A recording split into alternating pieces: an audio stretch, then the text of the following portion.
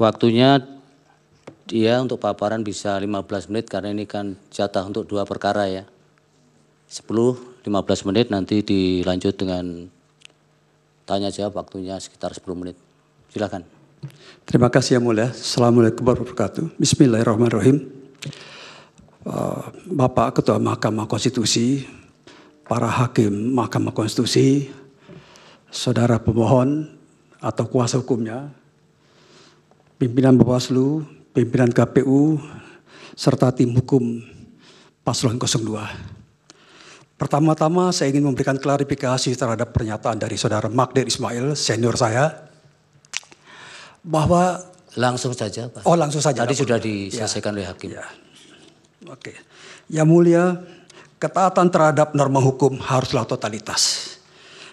Tidak bisa parsial. Bahwa ketaatan terhadap norma hukum itu harus diberikan kepada peraturan perundang-undangan dan putusan pengadilan termasuk Mahkamah Konstitusi. Berkaitan dengan pelaksanaan pemilu Yang Mulia, KPU telah melaksanakan rasa taat terhadap norma hukum, yaitu putusan Mahkamah Konstitusi nomor 90 tahun 2003 yang kemudian diperkuat oleh putusan Mahkamah Konstitusi nomor 141. Berkaitan dengan itu, penetapan calon wakil presiden Gibran Raka didasarkan pada putusan Mahkamah Konstitusi Yang Mulia. Oleh karena itu, saya kira KPU telah menerapkan taat ajas konstitusi. Oleh karena itu sangat benar bahwa KPU telah taat hukum dan tidak benar KPU dihukum atas dasar pelanggaran etika karena melaksanakan putusan Mahkamah Konstitusi. Yang Mulia para hakim Mahkamah Konstitusi, bahwa rejim pemilihan umum dibedakan menjadi 2, yaitu pemilihan umum nasional, pemilihan presiden, wakil presiden secara langsung oleh rakyat, PD pasal 6A, pasal 7, Undang-Undang Dasar 45, dan pemilihan kepala daerah, wakil daerah secara demokratis. Oleh karena keberbedaan rejim hukum pemilu dan konsekuensi dari putusan atas gugatan pemilu kada dan pemilu nasional, maka tidak bisa diterapkan,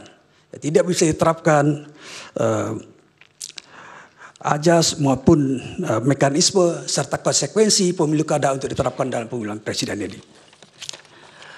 Dan atas dasar ketaatan terhadap norma hukum, maka sudah benar KPU melaksanakan Undang-Undang Nomor 7 Tahun 17 mulai dari proses pemilu sampai penetapan hasil perolehan suara pasangan calon.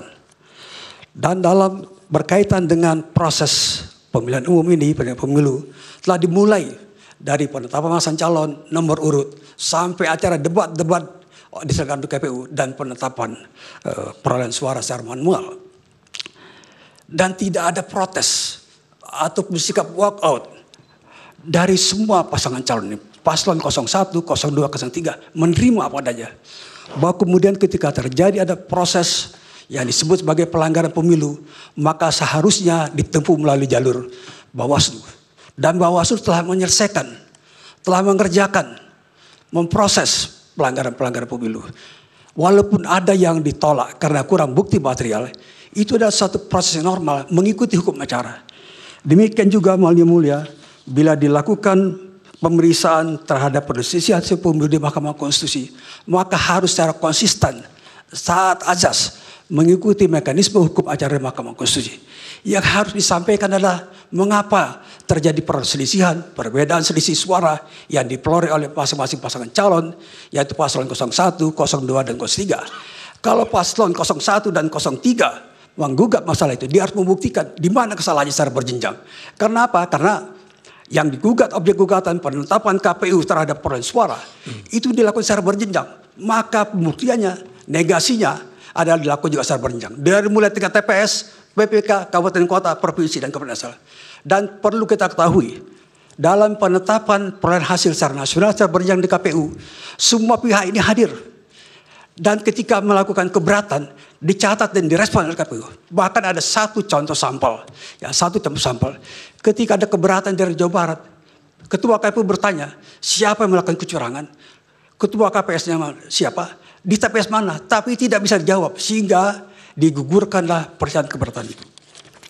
Yang Mulia, yang kami hormati, bahwa KPU telah melaksanakan putusan MK sebagai self-executing, sebagai putusan yang harus dilaksanakan. Sama seperti ketika saudara Refli Harun mengajukan pengujian undang-undang PUU Pemilu tahun 2009 dan disetujui oleh KPU.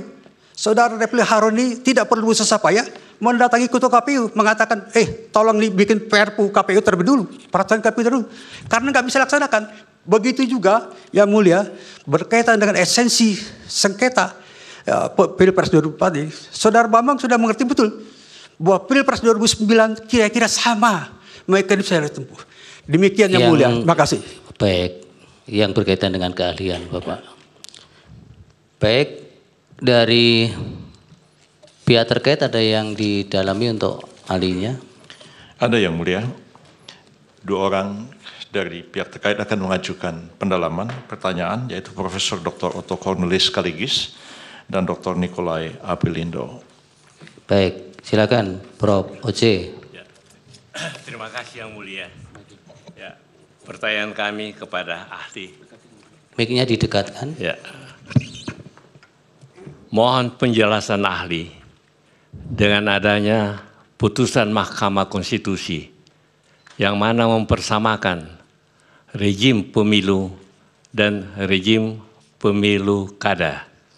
Apakah dapat menjadi dasar untuk mendiskualifikasi pasangan calon atau salah satu pasangan calon?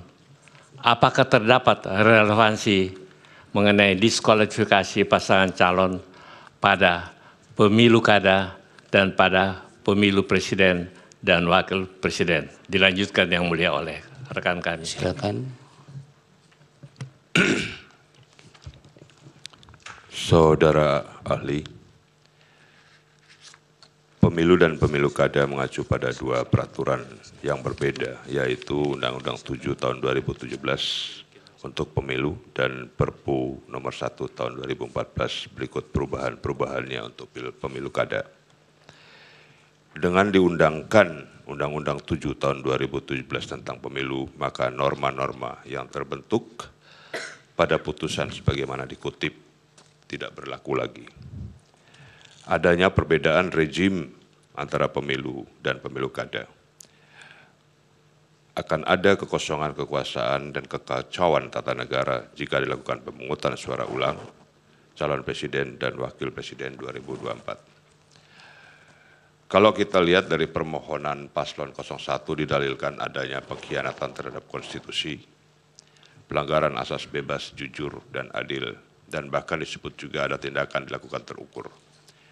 Namun penjabarannya tidak jelas atau obskur. Pada kondisi demikian permohonan lebih banyak narasi bukannya fakta. Pertanyaannya apa Bapak? Ya, ini nanti akan menuju ke pertanyaan yang mulia. Pertanyaannya bagaimana pelanggaran konstitusi yang sejatinya menunjuk pada undang-undang.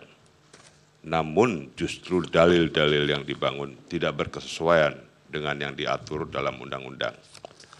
Apakah dengan demikian itu dapat dibenarkan? Mohon dijelaskan oleh ahli. Baik, dari pemohon nomor 1, silakan. Terima kasih yang mulia. Kami bergantian dengan rekan Refli. Namun izin sambil kami menanyakan kepada ahli, izin menayangkan 2 lembar PowerPoint yang mulia untuk menanyakan.